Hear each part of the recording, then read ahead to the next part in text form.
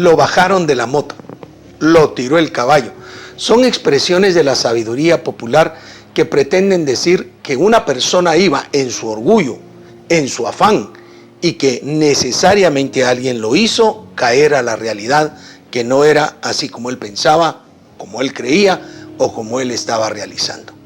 Claro está, el orgullo, la vanidad y muchos otros aspectos en la vida nos hacen ir en nuestra ley en pensar que nosotros tenemos siempre razón y que a veces las personas están confundidas. Pero, como hemos dicho alguna vez o más de alguna vez, cuando una persona te dice que estás equivocado, puede ser que aquella persona tenga una percepción inadecuada y no tenga razón.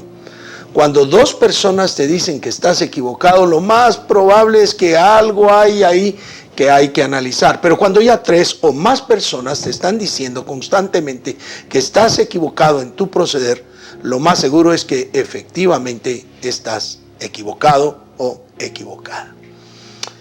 Lastimosamente, el ser humano y nosotros los guatemaltecos hemos sido enseñados a tener mucho orgullo, a tener una fuerza extraordinaria para tratar de demostrar que no tenemos daño, que no estamos en mal, aunque por dentro estemos destruidos, desmoronados.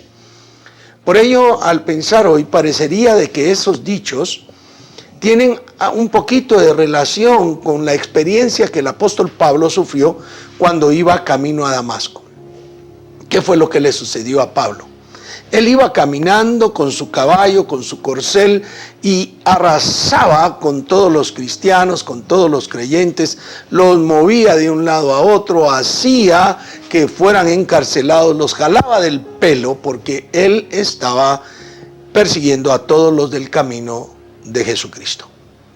No obstante, yendo en su corcel, una luz muy resplandeciente lo encegueció, lo botó del caballo y le habló, manifestándole que él era Jesucristo, a quien él estaba persiguiendo, y que era muy difícil, muy duro dar patadas como que fuera un caballo en contra de un aguijón.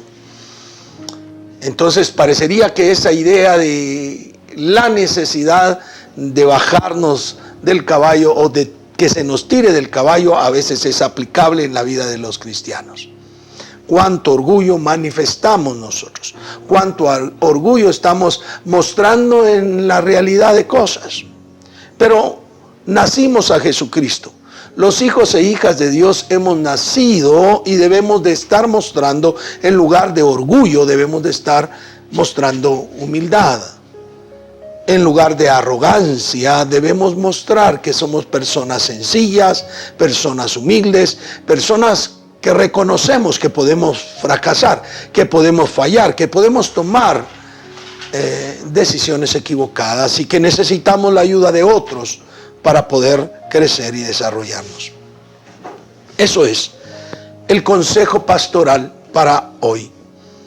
En Romanos capítulo 12 y versículo 3, la Biblia nos dice: digo pues, por la gracia que me es dada, a cada cual que está entre vosotros, que no tenga más alto concepto de sí que el que debe tener, sino que piense de sí con cordura, conforme a la medida de fe que Dios ha repartido a cada uno. Vean ustedes qué versículo más importante.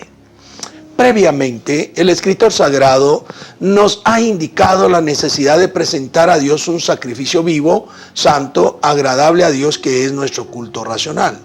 Nos ha solicitado que no nos conformemos al presente siglo, porque el presente siglo es un siglo lleno de orgullo, de vanidad, de pecado, y nosotros debemos evitar conformarnos a este siglo, sino provocar o dejar que se provoque en nosotros por el Espíritu Santo una transformación del pensamiento, una renovación de aquello.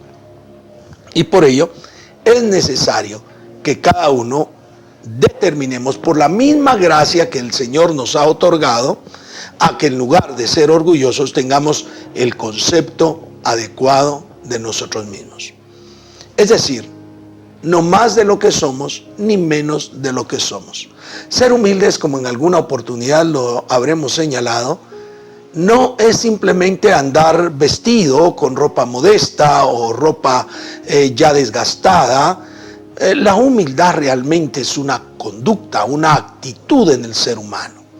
Esa actitud debe ser realmente encauzada para que nosotros no pensemos de nosotros ser superiores a los demás simplemente.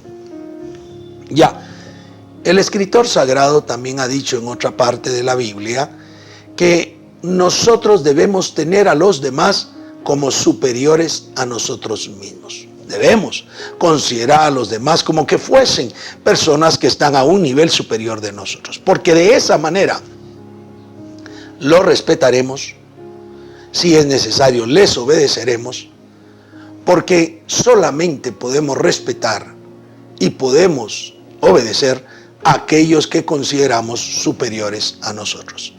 En tanto los hijos consideran a sus padres superiores, obedecerán, reaccionarán en respeto hacia ellos, conforme van considerando a sus padres personas que no son realmente tan superiores como ellos habían pensado, comienzan a sublevarse y a mostrar descontento con las decisiones u opiniones de sus padres. Y por ello es que durante cierta edad los muchachos y muchachas manifiestan un terrible desosiego y comportamiento inadecuado dentro de los hogares. Pero también en la iglesia del Señor Jesucristo muchos llegamos con esa arrogancia de vida, creyendo que las cosas deben realizarse como yo pienso, creyendo que las cosas deben de ser realizadas como a mí se me ocurre y no como yo debo de aprender a respetar y tener humildad. Por ello la exhortativa dice: cada cual que está entre vosotros, a ustedes, a mí mismo, que no tenga más alto concepto de sí que el que debe tener. Debemos aprender a pensar de nosotros con humildad, porque al final de cuentas, queridos hermanos y hermanas, todos nosotros ante la presencia de Dios somos exactamente iguales, necesitados del amor de Dios, requirentes de la misericordia de Dios. Todos necesitamos el sacrificio de nuestro Señor Jesucristo para ser salvos, así que no hay desigualdad entre nosotros en el área espiritual. A lo mejor en el área física hay situaciones que nos hacen diferentes, ya sea académicamente, ya sea sexualmente, ya sea en propósitos de vida, en logros en la vida, en metas realizadas. Ahí hay diferencia en lo físico, pero espiritualmente, independientemente de profesión, independientemente de labor que realicemos, todos somos exactamente iguales. Por ello debemos de tener el concepto correcto, el concepto adecuado, el concepto que vale la pena tener de cada uno de nosotros, con cordura, en un sano juicio, en un sano análisis de la persona que somos. No debemos sentirnos espiritualmente más que ninguno, pero tampoco menos que ninguno. En el Señor Jesucristo ya no es el varón sin la mujer y la mujer sin el varón, porque todos somos iguales. Realmente, si algo debemos aprender, queridos hermanos y hermanas, es que debemos tener humildad. Lastimosamente, muchas personas espiritualmente se sienten arrogadas, crecidas, tanto que consideran a los demás pobres hermanitos de la iglesia, defectuosos, sin mucho conocimiento. Pero déjame decirte, la salvación de Dios entró a ti por Jesucristo, entró por fe. De igual manera entró la salvación en otra persona, por Jesucristo y por fe. Cuando tú creíste en el Señor Jesucristo, el Espíritu Santo vino a tu vida y te hizo templo de Él. Igual, con cualquier otro creyente, el Espíritu Santo vino a su vida e hizo templo y morada de Él. A ti te ofreció la vida eterna en misericordia como se la ofreció a él o a ella. Es decir, en aspectos de salvación, debemos tener el concepto apropiado, adecuado, correcto, razonable delante de Dios. No tengas mayor concepto de ti mismo que el que debes de tener, sino piensa de ti con cordura conforme a la medida de la fe que Dios nos repartió. Entonces, nuestro consejo es: sé humilde, espiritualmente humilde. Necesitamos ser humildes. Personas que realmente vivamos en las manos de Dios, reconociendo que sin Él somos nada y nada podemos. Y teniendo a los demás como a iguales en la fe, como personas que pueden ser comparadas con nosotros. Por eso somos hermanos en Cristo Jesús. No desperdiciemos la oportunidad